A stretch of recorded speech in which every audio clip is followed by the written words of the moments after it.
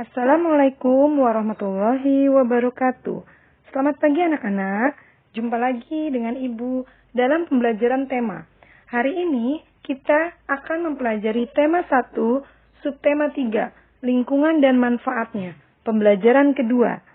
Sebelum memulai pembelajaran, sebaiknya kita berdoa menurut kepercayaan masing-masing. Berdoa dimulai.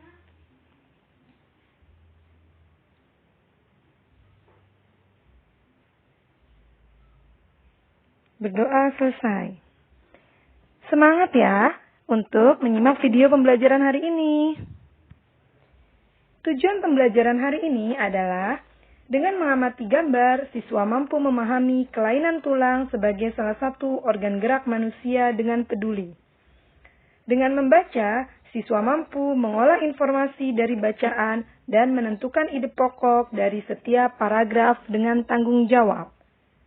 Dengan menggambar, siswa dapat membuat komik dengan baik, percaya diri. Kita masuk ke muatan yang pertama, yaitu IPA. Perhatikan gambar yang ada di hadapan kalian. Terlihat pada gambar seseorang sedang membuat gerabah. Kemarin kita sudah mempelajari tentang gerabah. Tangan dan kaki para pengrajin gerabah sangat cekatan dan terampil membuat tanah liat menjadi gerabah yang bernilai seni tinggi. Dari kegiatan itu dapat dilihat bahwa tulang dan otot, khususnya pada tangan dan kaki, berfungsi dengan baik. Apa ya yang akan terjadi jika salah satu alat gerak tidak berfungsi sebagaimana mestinya? Iya, jika alat gerak atau otot maupun tulang tidak berfungsi sebagaimana mestinya, maka akan mempengaruhi aktivitas manusia. Alat gerak, baik tulang maupun otot, jika tidak berfungsi secara mestinya, maka pastinya akan terjadi kelainan. Nah, kita akan bahas macam-macam kelainan pada tulang. Yang pertama, yaitu patah tulang atau fruktura. Fraktura atau patah tulang biasanya terjadi akibat kecelakaan ataupun jatuh. Oleh karena itu, kita harus selalu berhati-hati ya dalam bertindak, dalam melakukan kegiatan apapun karena akan mengakibatkan dampak pada tubuh kita. Perhatikan gambar di hadapan kalian. Ini adalah gambar tulang normal. Artinya tulang dalam keadaan baik-baik saja. Kemudian ketika mengalami kecelakaan atau jatuh, memungkinkan tulang mengalami patah tulang. Patah tulang itu ada dua macam. Yang pertama, seperti pada gambar, yaitu fraktura tertutup. Patah tulang yang tidak sampai merobek kulit atau otot. Terlihat di sini ada bagian yang patah pada tulangnya, tetapi tidak sampai menonjol ke kulit. Kemudian, yang kedua, fraktura terbuka. Patah tulang yang merobek atau menembus kulit atau otot.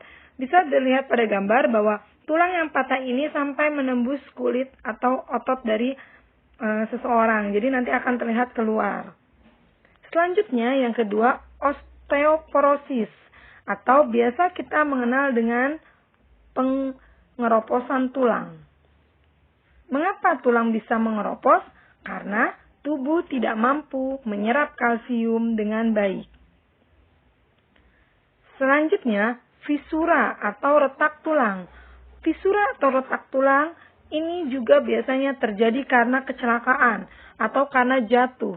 Hanya bedanya dengan patah tulang adalah jika retak tulang, jadi tulangnya retak, ada sedikit keretakan di bagian tulang, tidak sampai patah. Ini lebih ringan dilihatnya daripada ketika mengalami fraktura atau patah tulang. Selanjutnya, yang keempat, lordosis. Lordosis terjadi atau kelainan tulang yang terjadi karena sikap duduk yang salah. Sehingga tulang belakang melengkung pada daerah lumbalis. Jadi tulang belakangnya melengkung.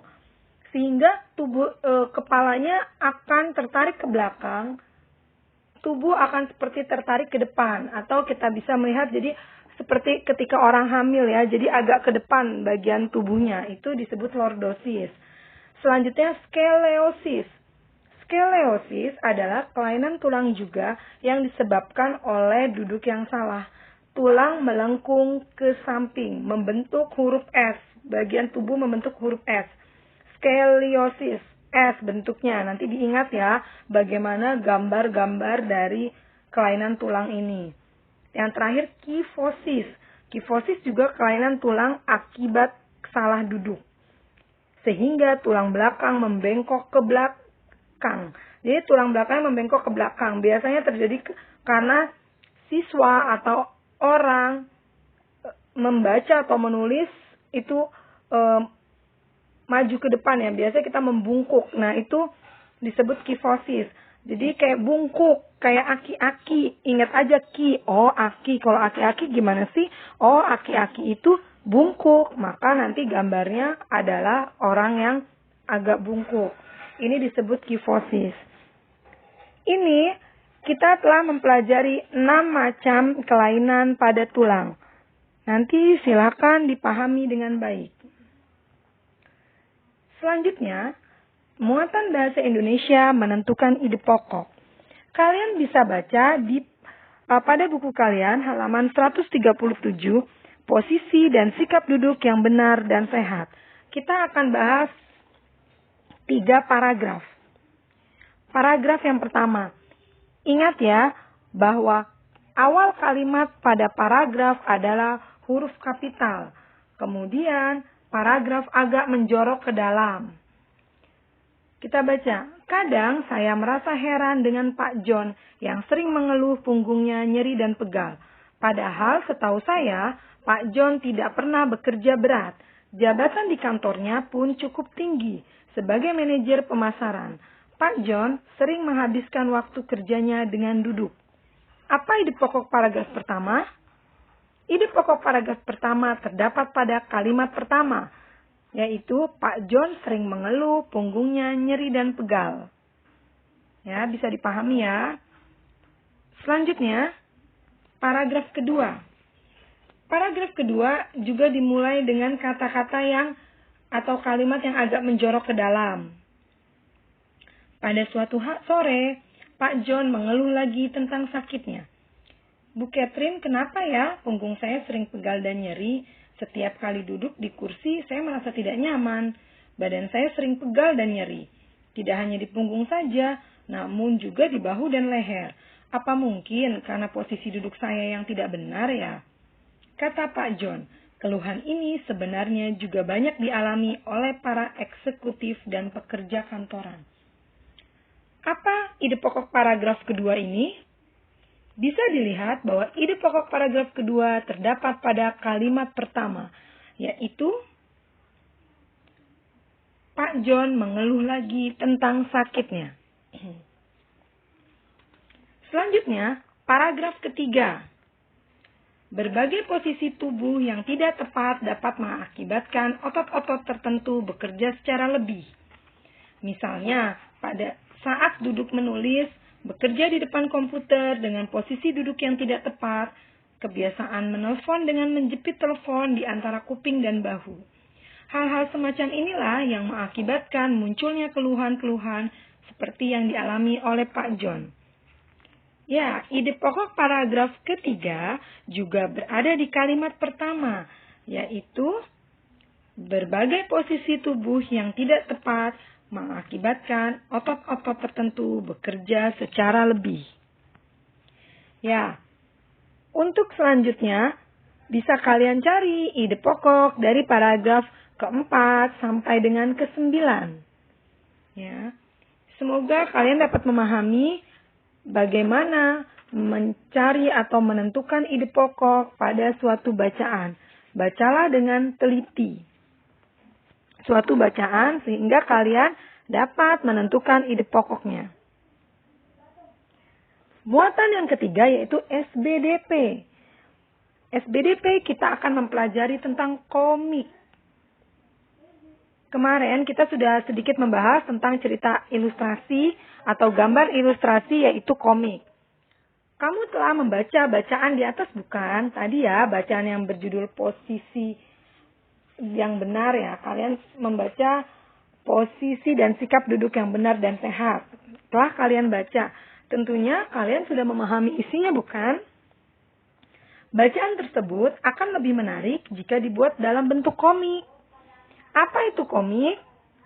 Komik adalah suatu bentuk seni yang menggunakan gambar-gambar tidak bergerak dan disusun sedemikian rupa sehingga membentuk jalinan cerita. Pasti kalian sering ya membaca komik. Nah, kalian pasti sudah tahu seperti apa itu komik. Komik itu jadi berupa teks dan juga gambar. Komik biasanya dicetak di atas kertas dan dilengkapi dengan teks yang berfungsi menjelaskan, melengkapi, dan memperdalam penyampaian gambar secara keseluruhan. Berikut contoh komik. Pada komik terdapat gambar, ini gambarnya.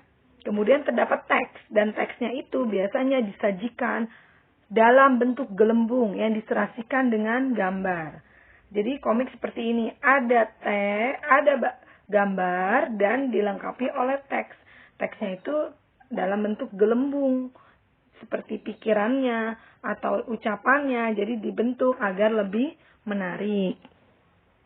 Demikian pembelajaran kita hari ini. Sampai jumpa di pembelajaran berikutnya. Terima kasih telah menyimak video Ibu. Wassalamualaikum warahmatullahi wabarakatuh.